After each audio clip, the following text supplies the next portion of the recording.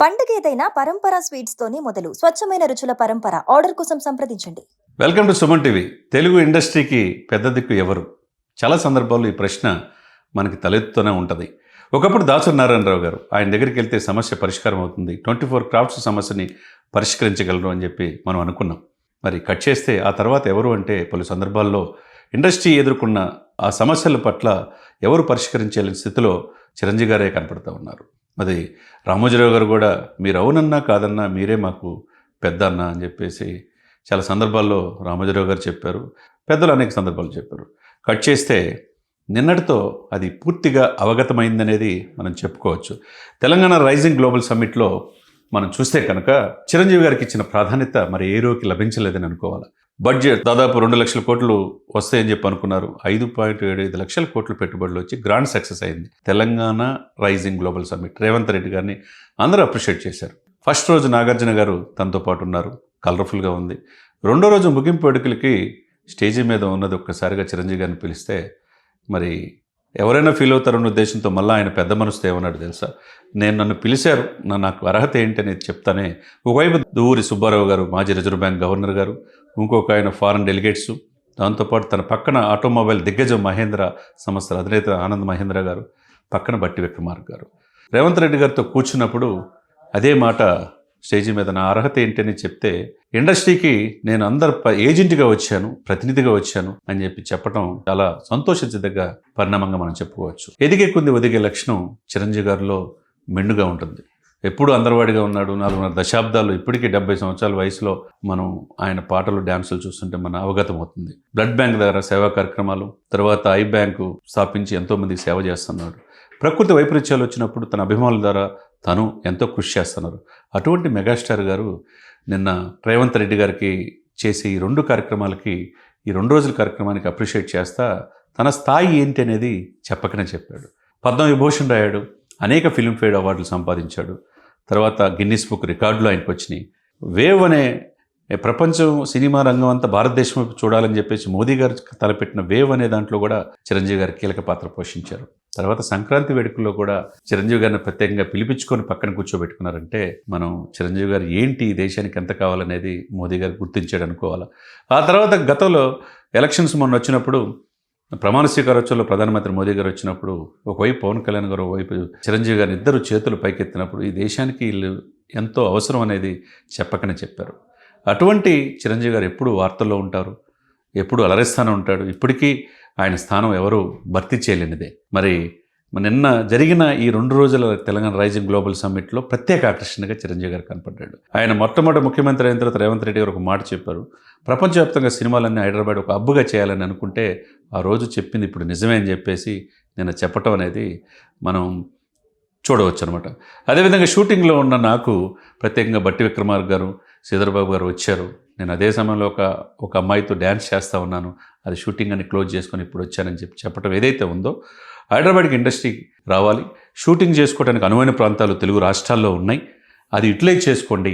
అజయ్ దేవగన్, సల్మాన్ ఖాన్ లాంటి వాళ్ళు కూడా స్టూడియోలు పెడతాం, ఆహ్వానించదగ్గ పరిణామం అని చెప్పారు. దీనితో పాటుగా నా మిత్రుడు నాగార్జున, తర్వాత వెంకటేష్, మేము అందరం కలిసి దీన్ని ఈ స్టూడియో పాయింట్ ఆఫ్ వ్యూ కూడా డిస్కషన్ చేస్తాం. తెలుగు ఇండస్ట్రీకి రేవంత్ రెడ్డి గారు చేసిన ఈ బృహత్ కార్యక్రమానికి మేము ఎప్పుడూ అండదండగా ఉంటామని చెప్పి అక్కడ ఇష్యూరెన్స్ ఇచ్చిన తీరు అక్కడ వచ్చిన వీక్షకులకి, ప్రేక్షకులందరూ కూడా అప్లాజ్ చేశారు, క్లాప్స్ కొట్టారు. కాబట్టి చిరంజీవి గారి యొక్క గొప్పతనం ఇండస్ట్రీకి పెద్ద దిక్కు ఎవరు అంటే ఆయనే కనపడుతున్నాడు. ఏ సమస్య వచ్చినా నేను ఉన్నానని 24 క్రాఫ్ట్స్కి మన సినీ కార్మికుల సమ్మె వచ్చినప్పుడు కూడా ఆయనే పెద్ద దిక్కుగా ఉన్నాడు. ఎవరు ఏ చిన్న సినిమా హిట్ అయినా కానీ ఇంటికి పిలిపించి అప్రిషియేట్ చేసే గుణం చిరంజీవి గారికి. కొంతమంది విమర్శిస్తవచ్చు ఆయన ఎదిగే క్రమంలో ఎప్పుడు ఈయనైనా ఆ సీటు మాకెందుకు రాదనే ఆ బాధ వాళ్ళలో ఉండొచ్చు. కానీ ఆయన స్థాయి వేరు, ఆయన కృషి వేరు. కానిస్టేబుల్ కొడుకుగా ప్రారంభించిన ఆయన ఎన్నో ఒడిదుడుకులు, ఎన్నో దెబ్బలు ఒళ్ళంతా గుల్ల చేసుకొని షూటింగ్లకి వెళ్ళి ఒకవైపు అన్నదమ్ముల్ని, ఒకవైపు ఫ్యామిలీని మొత్తాన్ని పోషిస్తా ఈ రోజున పద్మవిభూషణ్ రాయడంటే మామూలు విషయమా? ఇన్ని గిన్నిస్ రికార్డులు, ఇన్ని ఫిల్మ్ఫేర్ అవార్డులు ఊరకనే వస్తాయా? తన కొడుకు పెద్ద సినిమా ద్వారా అనతి కాలంలోనే 100 మిలియన్లు చూసిన చిక్కిరి చిక్కిరి సాంగ్ ఈరోజు ప్రపంచవ్యాప్తంగా ఆ దేశం ఈ దేశం, అమెరికా నుంచి అమలాపురం దాకా జపాన్ వాళ్ళు కూడా వచ్చి ఆ సాంగ్ డాన్స్ చేస్తున్నారంటే నిన్న ప్రత్యేకంగా రామచంద్ర కలిశారంటే కొడుకును కూడా అలా తయారు చేశాడు. చెట్టు చిరంజీవి అయితే భవిత బంగారమే. ఆ చెట్టు కింద అనేక మంది హీరోలు 8 మంది హీరోలను తయారు చేసిన ఆయన తన దగ్గర పనిచేసే మేనేజర్కి కూడా ఇటీవల పిలిచి మెడలో వాళ్ళ కూతురు బర్త్డే అయితే మెడలో చైన్ వేసి వాళ్ళకి ఇల్లు కూడా ప్రజెంట్ చేశాడంటే ఆయన చేసే గుణం చాలామంది తెలియదు.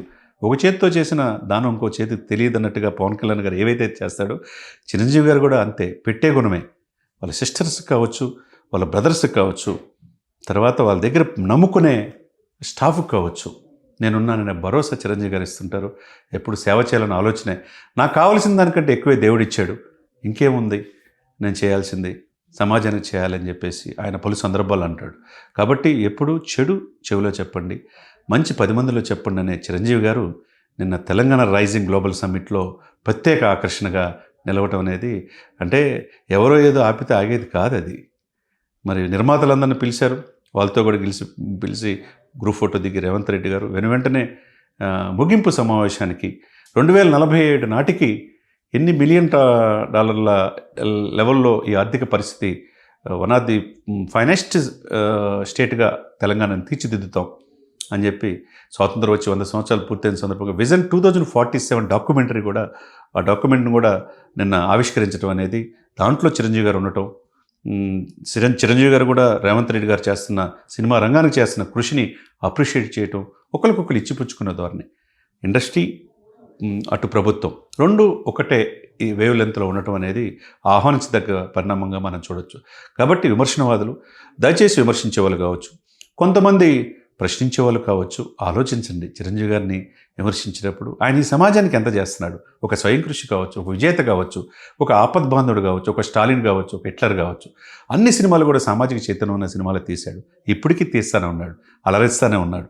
అటువంటి చిరంజీవి గారు సమాజానికి ఒక మార్గదర్శిగా నేడు ఉండటం, సినిమా ఇండస్ట్రీకి చిరంజీవి గారు తప్పితే ఇంకొకరు పెద్ద దిక్కు లేరు అనేది నిన్న జరిగిన ఈ యొక్క 4th సిటీ ఫీచర్ సిటీలో నిన్న జరిగిన సమ్మిట్లో చిరంజీవి గారిని తెలంగాణ ప్రభుత్వం గౌరవించిన తీరు అందరూ కూడా హర్షిస్తున్నారు. ఎందుకంటే పద్మవిభూషణ్ అయిన తర్వాత అప్పుడున్న ముఖ్యమంత్రి ఆంధ్రప్రదేశ్లో జగన్మోహన్ రెడ్డి గారు సత్కరించపోయినా సొంత రాష్ట్రం తెలంగాణ రాష్ట్రం రేవంత్ రెడ్డి గారు ప్రత్యేకంగా పిలిచి, ఈయనతో పాటు వెంకయ్యనాయుడు గారిని పిలిచి ప్రత్యేకంగా శిల్పకళా వేదికలో సత్కరించి తీరు మనం ఆ రోజునే రేవంత్ రెడ్డి గారిని అప్రిషియేట్ చేశారు.